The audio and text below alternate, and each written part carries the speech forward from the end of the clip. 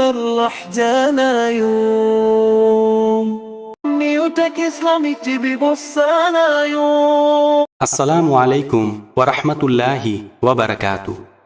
বিসমিল্লাহির রহমানির রহিম। আলহামদুলিল্লাহ, সমগ্র সৃষ্টিজগতের রব আল্লাহ তাআলার প্রশংসা ও কৃতজ্ঞতা প্রকাশ করছি। দরুদ ও সালাম বর্ষিত হোক আমাদের প্রিয় নবী মুহাম্মদ সাল্লাল্লাহু আলাইহি ওয়াসাল্লাম, তার পরিবার ও সাহাবীগণের উপর। প্রিয় মুসলিম ভাই ও বোনেরা, আমাদের জীবনে অনেক সময় আমরা এমন কিছু কাজ করি যেগুলোকে আমরা ভুলের নজরে দেখি না, অথচ ইসলামে এই অভ্যেস বা স্বভাবগুলিকে বড় গুনাহ বলা হয়েছে এবং নবী করিম সাল্লাল্লাহু আলাইহি ওয়াসাল্লাম সেই কাজগুলো থেকে স্পষ্টভাবে আমাদের নিষেধ করেছেন। তাই আজ আমি আপনাদের সামনে নতুন আরও 10টি গুরুত্বপূর্ণ হাদিস ও তার ব্যাখ্যা নিয়ে উপস্থিত হলাম, যেগুলো জানলে আপনারা প্রতিদিনের অনেক গুনাহ থেকে বাঁচতে পারবেন ইনশাআল্লাহ। তবে ভিডিওর মূল্যবান কথাগুলি বলার আগে দুটি অনুরোধ। নবী করিম সাল্লাল্লাহু আলাইহি ওয়াসাল্লামের আদর্শকে আপনি কিভাবে নিচ্ছেন তা অবশ্যই কমেন্ট করে জানিয়ে দিবেন, এবং আপনি নতুন হলে এই চ্যানেলটিকে সাবস্ক্রাইব করে পাশে থাকা ঘন্টা বাটনটি প্রেস করে দিবেন। এই চ্যানেলে এই ধরনের ভিডিও আপলোড করা হবে ইনশাআল্লাহ।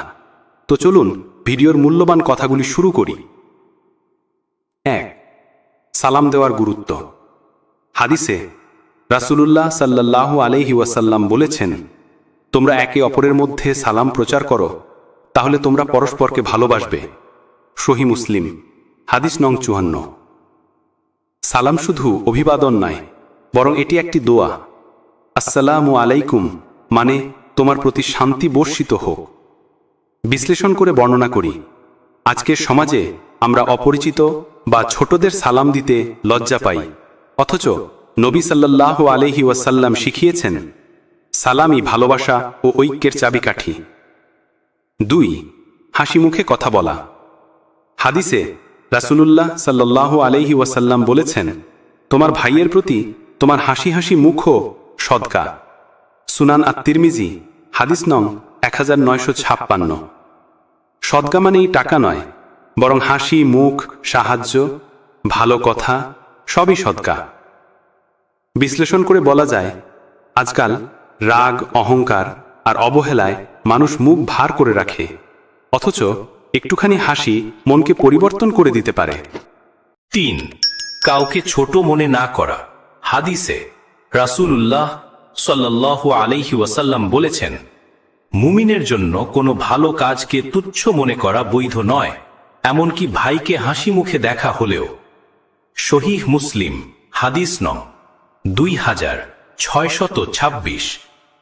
যে কাজই হোক আল্লাহর সন্তুষ্টির উদ্দেশ্যে করলে তা মূল্যবান কাজ।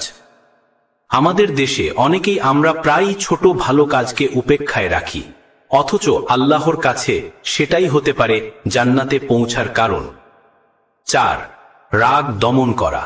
হাদিসে রাসূলুল্লাহ সাল্লাল্লাহু আলাইহি ওয়াসাল্লাম বলেছেন, বলবান সেই ব্যক্তি নয় যে কুস্তিতে অন্যকে হারায়, বরং বলবান সেই যে রাগের সময় নিজেকে নিয়ন্ত্রণ করতে পারে। সহিহ বুখারী শরীফ, হাদিস নং 6114। সহিহ মুসলিম, হাদিস নং 2609।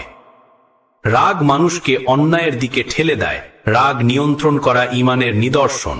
যেমন বর্তমান সমাজে পরিবার ভাঙা, মারামারি, অপমান সবকিছুর মূল রাগ। তাই রাগ নিয়ন্ত্রণ করা এক প্রকারের ইবাদত। 5. অপচয় করা। হাদিসে রাসূলুল্লাহ সাল্লাল্লাহু আলাইহি ওয়াসাল্লাম বলেছেন, খাও, পান করো, পরিধান করো, কিন্তু অপচয় করো না। নিশ্চয়ই আল্লাহ অপচয়কারীদের পছন্দ করেন না। সুনান ইবনে মাজাহ, হাদিস নং 3605। অপচয় শুধু খাবার বা টাকা নয়, সময়, রিজিক, বিদ্যুৎ সবকিছুতেই অপচয় করা গুনাহ। অতিরিক্ত বিলাসিতা ও অহংকারপূর্ণ জীবন আজ সমাজে দেখা যায় অনেকেই সাধারণ হয়ে গেছে, অথচ ইসলাম শিক্ষা দেয় সরলতা ও পরিমিতিবান হও। 6. ঈর্ষা না করা। হাদিসে রাসূলুল্লাহ সাল্লাল্লাহু আলাইহি ওয়াসাল্লাম বলেছেন, ঈর্ষা করো না, হিংসা করো না, পরস্পরকে ঘৃণা করো না, একে অপরের থেকে মুখ ফিরিয়ে নিও না, তোমরা সবাই আল্লাহর বান্দা, ভাই ভাই হয়ে থাকো।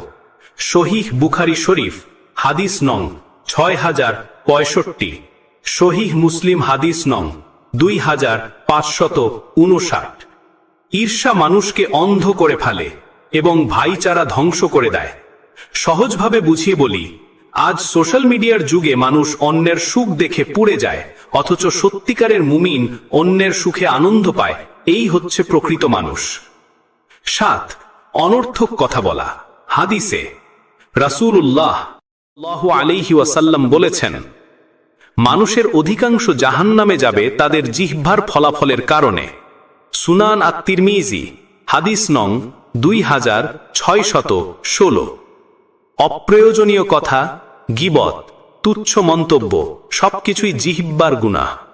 এখনকার মানুষেরা ঘন্টার পর ঘন্টা অন্যের দোষ আলোচনা করে, অথচ নিজের মুখের কথা হিসাবের খাতায় উঠছে তা আমরা খেয়াল করি না। 8, আত্মগর্ব বা অহংকার। হাদিসে রাসূলুল্লাহ সাল্লাল্লাহু আলাইহি ওয়াসাল্লাম বলেছেন, যার অন্তরে অতি সামান্য পরিমাণ অহংকার থাকবে সে জান্নাতে প্রবেশ করতে পারবে না। সহিহ মুসলিম হাদিস নং 91। অহংকার ইবলিসের প্রথম পাপ। আল্লাহ বিনয়ী ও নম্র মানুষকে ভালোবাসেন। আরেকটু সহজ করে বলি, বেশভূষা, অর্থ, পদমর্যাদার অহংকার আজ অনেকের ভেতরে লুকিয়ে আছে, যা ঈমানকে ধ্বংস করে দেয়। 9, দান গোপনে করা। হাদিসে রাসূলুল্লাহ সাল্লাল্লাহু আলাইহি ওয়াসাল্লাম বলেছেন, 7 শ্রেণীর মানুষ আছে যাদের আল্লাহ কিয়ামতের দিন নিজের ছায়ায় আশ্রয় দেবেন। তাদের মধ্যে একজন হলো যে এমনভাবে দান করে যে তার বাম হাতও জানে না তার ডান হাত কি দান করেছে। সহিহ বুখারী শরীফ হাদিস নং 660 ও সহিহ মুসলিম হাদিস নং 1031। গোপন দান রিয়া বা দেখানোর পাপ থেকে বাঁচায়। এখনকার সময় দান করা অনেকেই দেখানোর জন্য করে, অথচ গোপন দান আল্লাহর প্রিয়তম কাজগুলোর একটি। 10, আল্লাহর পথে চলা সহজ করা। হাদিসে রাসূলুল্লাহ সাল্লাল্লাহু আলাইহি ওয়াসাল্লাম বলেছেন, যে ব্যক্তি জ্ঞান অর্জনের জন্য পথে বের হয়, আল্লাহ তার জন্য জান্নাতের পথ সহজ করে দেন। সহিহ মুসলিম হাদিস নং 2699। ইলম বা ধর্মীয় জ্ঞান অর্জন করা ইবাদত। জ্ঞান অর্জন শুধু মাদ্রাসা বা বই পড়া নয়। দান গোপনে করা। যে ব্যক্তি হাদিসে কোরআন ও রাসূলুল্লাহ হাদিস জানতে চেষ্টা করে সে আসলে জান্নাতের পথে হাঁটছে। যাদের আল্লাহ সারসংক্ষেপে আরেকবার বলি, এই 10টি হাদিস আমাদের কি শেখায়? সালাম, হাসি, ভাইচারা ও বিনয় সমাজে ভালোবাসা আনে। রাগ, অহংকার, ঈর্ষা, অপচয় ও গীবত ধ্বংস ডেকে আনে। গোপন দান, রাগ দমন ও ইলম অর্জন জান্নাতের পথ তৈরি করে। এগুলো ছোট মনে হলেও প্রতিদিনের জীবনে খুব সাধারণ ভুল, অথচ এগুলোই গুনাহের বড় কারণ হতে পারে। আলহামদুলিল্লাহ, আজকের আলোচনাটি এখানেই শেষ করছি। যে কথাগুলো আমরা শুনলাম সেগুলো যেন শুধু কানেই না থেকে যায়, বরং হৃদয়ে জায়গা করে নিক আর আমাদের জীবন পরিবর্তনের কারণ হয়ে উঠুক। প্রিয় ভাই ও বোনেরা, মনে রাখবেন, ইলম বা জ্ঞান তখনই বরকতময় হয় যখন আমরা নিজের জীবনে আমল করি এবং অন্যদের কাছেও পৌঁছে দেই। তাই আজ শোনা প্রতিটি হাদিসকে নিজের জীবনের বাস্তবতায় প্রয়োগ করার চেষ্টা করুন। ইনশাআল্লাহ আল্লাহ তাআলা আমাদের সকলকে হেদায়েত ও ক্ষমাদান করুন। আমিন। যারা ভিডিওটি মনোযোগ দিয়ে দেখেছেন তাদের জন্য রইল অন্তরের দোয়া, আল্লাহ তাআলা আপনাদের ঈমান, আমল ও রিজিকের মধ্যে অফুরন্ত বরকত দান করুন।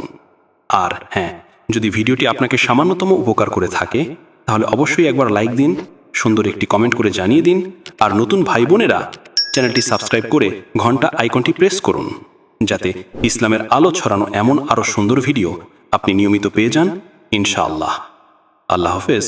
পরবর্তী ভিডিওতে আবার দেখা হবে নতুন একটি মূল্যবান ইসলামিক আলোচনায়। ততক্ষণ পর্যন্ত সবাইকে জানাই আন্তরিক সালাম ও দোয়া। ওয়াসসালামু আলাইকুম ওয়া রাহমাতুল্লাহি ওয়া বারাকাতুহু।